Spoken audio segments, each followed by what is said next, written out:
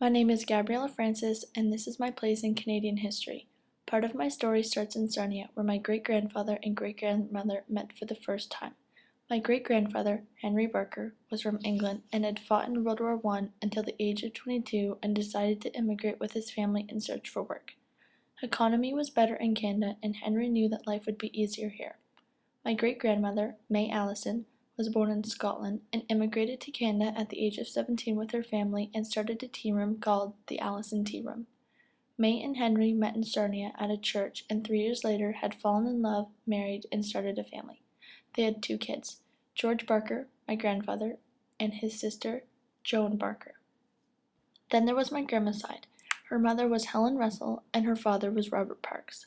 Helen Russell was born in North Bay on a cold January night when the furnace went out and she almost did not make it. Helen Russell's father, W.B. Russell, was an engineer who built Highway 11 and the Welland Canal. Helen and Henry had 2 kids, my grandmother, Martha Parks, who was born in Toronto General Hospital on January the 13th, and her brother, Paul Parks. Martha had been living in Leaside for many years until she met George Barker at Stone Church in Toronto. They became friends and the relationship had evolved from there. In 1959, they had gotten married and they were living a very happy and successful life.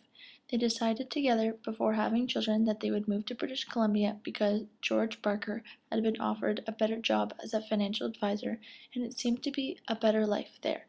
And so they did. They finally had 2 little girls. Their first was my mother, Karen Barker Francis, and her sister, Kimberly Barker Wilson. Life was good living in British Columbia until the unexpected had happened. My mother, Karen, had been 5.5 years old when she came home from the park one day and found police scattered in her house, her mother crying and her 2-year-old sister standing amongst the crowd of adults not knowing what was going on. My mother's father, George, had disappeared.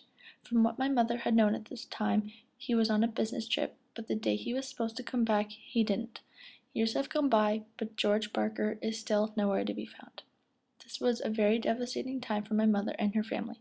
George had been the only one providing income in the family, and he had also taken all of the money.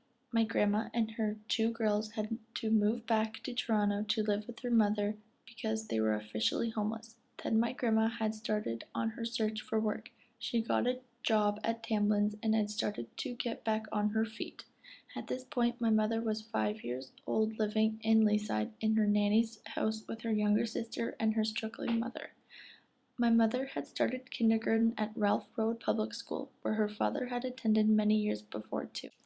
After she graduated public school, they moved to Scarborough, where she attended the high school of Stephen Leacock. She graduated with honors and life had started to settle out for her. Right after my mother had graduated from high school, her mother, Martha, had been diagnosed with ovarian cancer. My mother was 19 years old and working at Empress. Empress was a graphic arts company where my mother had met my father, Steve Francis. A year later, Martha Parks Barker had passed away from ovarian cancer. At this time, my mother and Kim were living in an apartment house in Scarborough that my father had owned. A year and a half later, my parents got married on February 7, 1987. Shortly after that, they moved to Markham, and 9 months later, they had their first child, Alexandra Kimberly Francis, on June 13, 1987. 3.5 years later, my brother came along, Nicholas Stephen Francis, on October 3, 1990. And lastly, 6 years later, I came along, Gabriella Ann Francis, born on April 21, 1996. Although it was a rough start from the beginning, it has made us who we are today. And I hope that my family and my story will live on for many more generations to come.